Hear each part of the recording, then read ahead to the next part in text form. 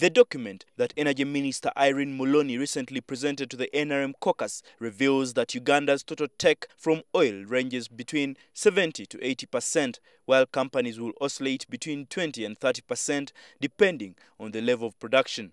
On taxation issues, the licensee pays all taxes in accordance with the laws of Uganda.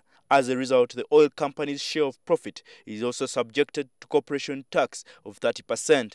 The document also reveals that although recent production sharing agreements provide for capital gains tax, earlier contracts signed before 2002 did not provide for the capital gains levy. However, earlier agreements had other additional incentives like uplift on capital as stabilization to protect oil companies against adverse economic effects. Some legislators who have admitted seeing the document refer to the clause as outrageous. In effect, they are telling you what they have come to do is nothing but to make profit. And should there be anything, you government, you Ugandan citizen must restore them to their original position of profit making.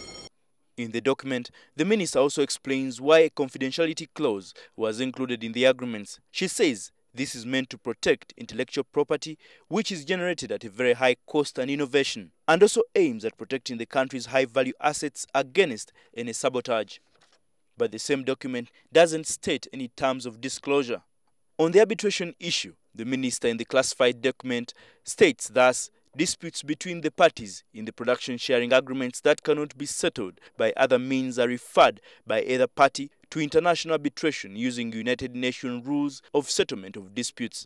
This clause probably justifies why Uganda government is currently in a UK court on the capital gains tax case with Heritage Oil and Gas. But former Energy Minister Hilary Onek, now Internal Affairs, says he advised the government against the move.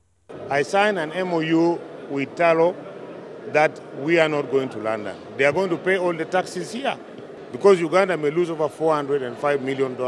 On the floor of Parliament this evening, the Attorney General Peter Nyombi explained some of the clauses in the document that were discussed in the House.